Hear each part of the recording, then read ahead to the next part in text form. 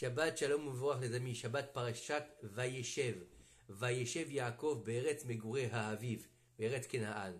Je voudrais dédier quelques paroles de Torah à la mémoire de Shabtai Ben Esther qui nous a quittés hier soir et qu'Akadosh Baruch Hu le prenne Migan Eden Mikedem Bezrat Hashem. Et Oulé Avdil pour tous les malades d'Israël, Bezrat Hashem, qu'Akadosh Baruch Hu leur donne une grande refoua shlema. Il faut savoir que la paracha de la semaine va nous faire découvrir un nouveau protagoniste qu'on connaît déjà, mais pas dans son essence même. On va connaître un des bergers d'Israël qui est le personnage principal des prochaines parachiotes qui s'appelle Yosef Hatzadik. Et dans cette paracha, Baruch Hashem, on a beaucoup de sujets. On a le sujet de la tunique rayée que Yaakov a faite à Yosef, on a l'histoire des songes de Yosef, l'histoire, le premier songe avec les épis de blé qui se prosternent devant Yosef. Après, on a le deuxième songe des fameuses étoiles qui se prosternent devant Yosef.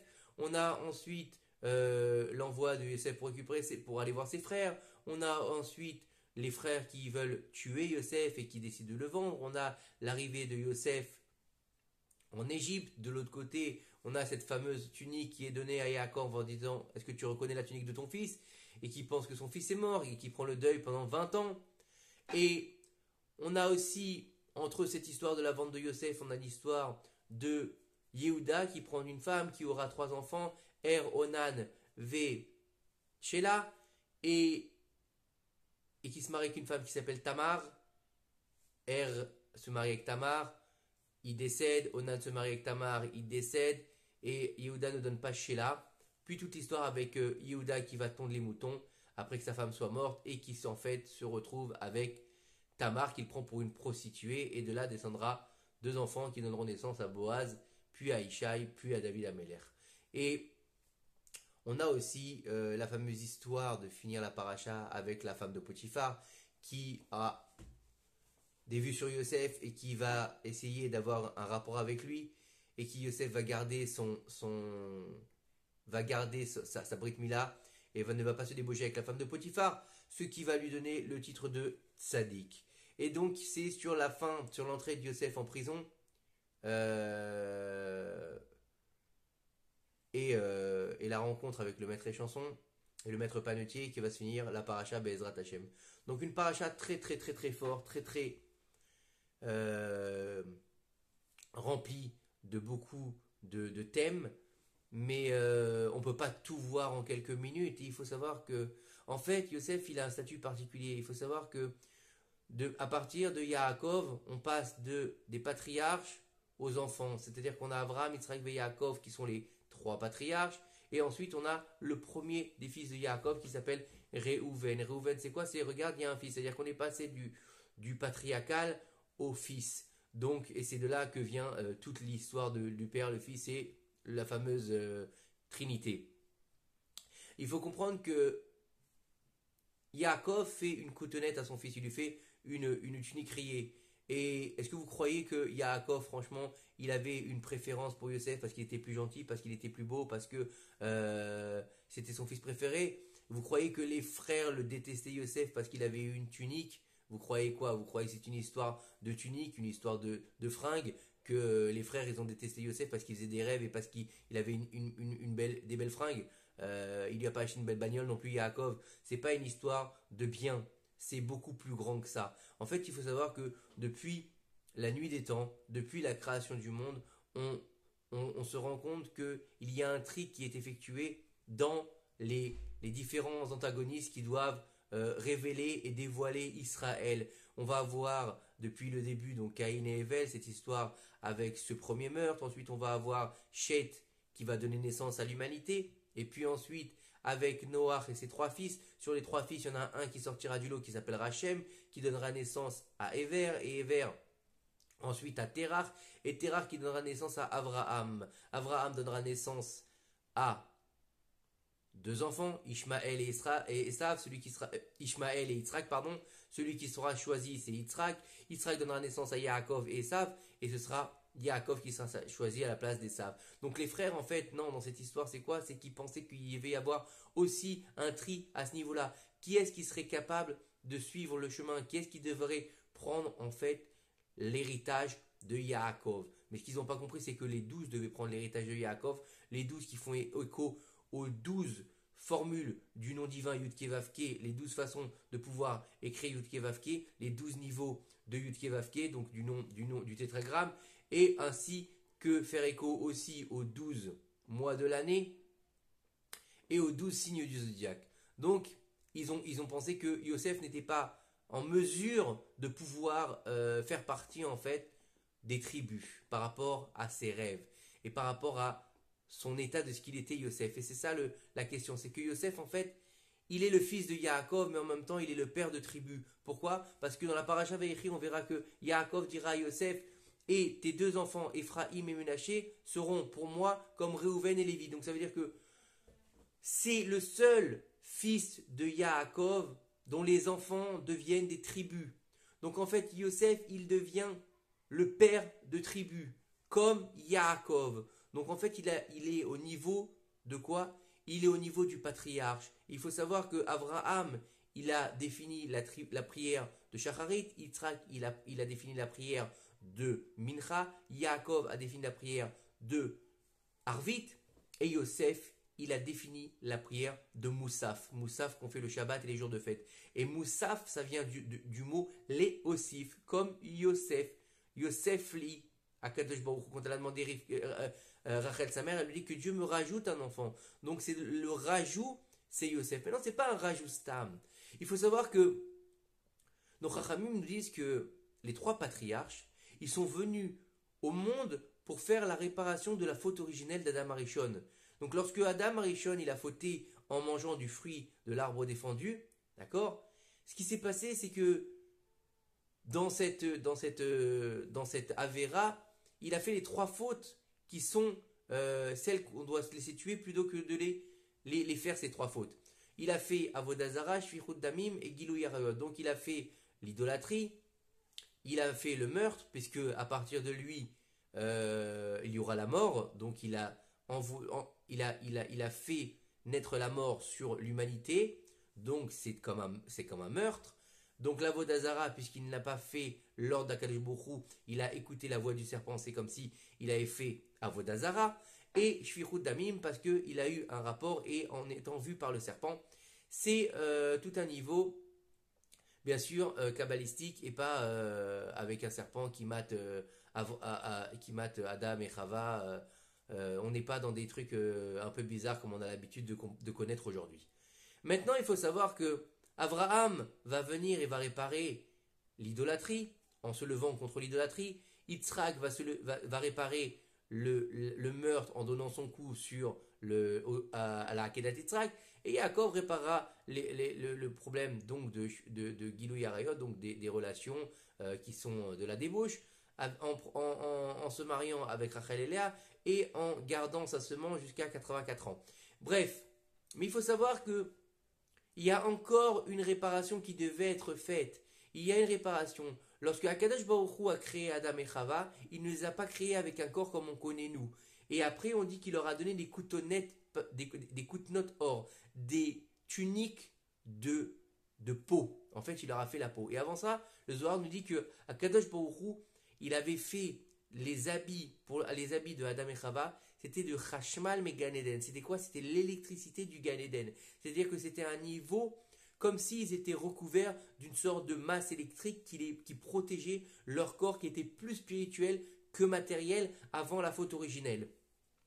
Donc en fait, étant donné qu'à partir du moment où ils ont fauté, ils ont perdu leurs habits de Chashmal, ils ont perdu leurs habits célestes, Dieu a dû leur faire des corps. Et pour réparer donc ce fameux corps qui est une tunique pour la spiritualité du corps, Akadosh Baruch Hu a demandé une réparation.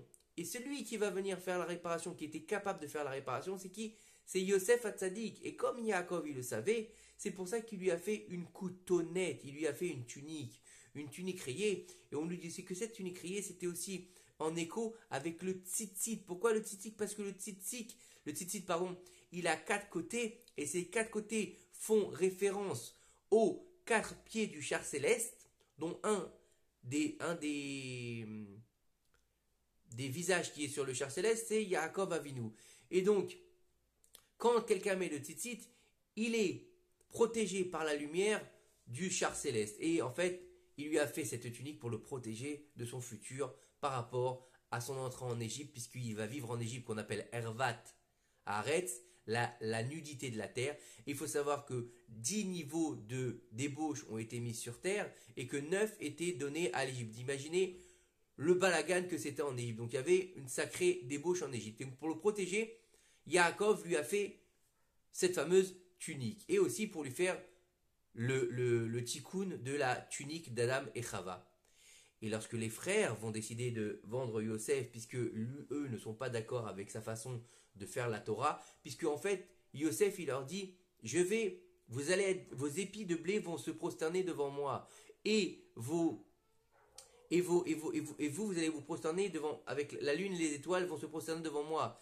Il leur a dit, Yosef, je vais être roi sur vous dans la matérialité et dans la spiritualité. Et les frères, ils ont dit, tu fais passer la matérialité avant, tu fais toi la matérialité avant, alors que nous, on est des tzadikim, ça veut dire que toi, tu es comme Esav, donc tu ne mérites absolument pas de faire partie des 12 tribus. Et en plus de ça, tu te lèves contre le roi qui s'appelle Yehuda. Donc en fait, puisque toi, tu n'es pas le premier, tu n'es pas le Bechor, et tu n'es pas le roi, donc tu te lèves pour prendre la Bechora et pour prendre la Malchut, de quel droit? Donc en fait, tu fais un crime de lèse-majesté. Donc celui qui fait un crime de lèse-majesté, qui se lève contre le roi, il est normalement condamné à mort. Donc c'est pour ça qu'ils ont condamné leur frère à mort. En fin de compte, par intervention Baruch Hashem de Reuven et de Yehuda, il a été vendu au lieu d'être mort, et au lieu de mourir, pardon, et il a été envoyé en Égypte. Bien sûr, tout ça a été la décision d'Akadosh Baruch Hu de l'envoyer en Égypte pour pouvoir commencer à réaliser la promesse qu'il avait fait à Avraham Avinu lors de Brit Ben Abetarim, l'alliance des morceaux, qui lui a dit ta descendance sera étrangère en terre étrangère. Et donc c'est le début de la galoute. À partir de cette paracha, de la paracha Vayeshev, bien qu'elle commence par Vayeshev, qu'on nous dit que Yaakov il est arrivé enfin en Eretz Kenaan, donc en Israël, et là il veut s'asseoir Vayeshev, il veut se reposer, il en a marre, il a pas arrêté de vivre des galères depuis qu'il est jeune, il s'est enfui de chez lui, son frère a voulu le tuer, son beau-père a voulu le tuer, on lui a échangé sa femme est morte, sa fille a été violée, on lui a changé sa mascorette un nombre incalculable de fois. Et là, il se dit, et il a rencontré son frère Esav, il s'est battu avec un ange. Dieu bénisse Yaakov, il a souffert. Et là, il dit, ça y est, je suis arrivé en Israël, je vais pouvoir me reposer. Dieu lui dit, non, non, non, tu crois quoi? Tu veux le Olam Hazé, le Olam Haba? C'est pas comme ça pour les tzadikim de ta stature.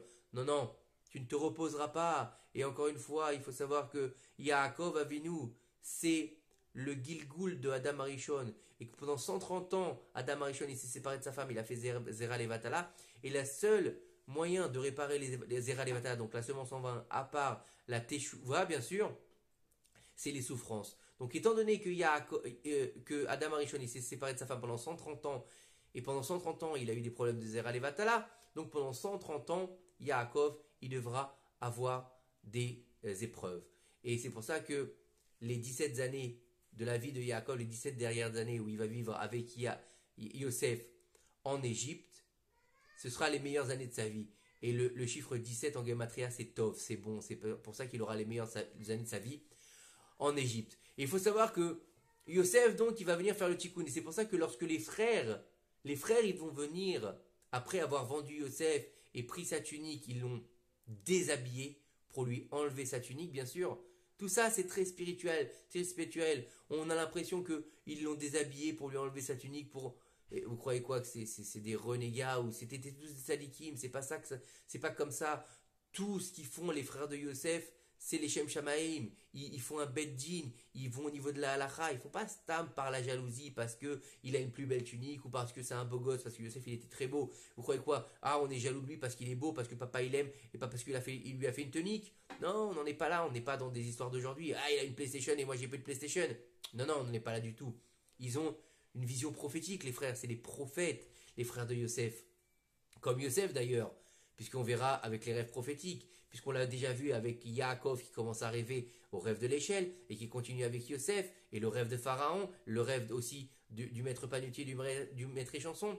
Là aussi, ce qui est en écho avec les rêves, c'est la vision de l'astronomie. La femme de Potiphar, de l'astrologie, pardon.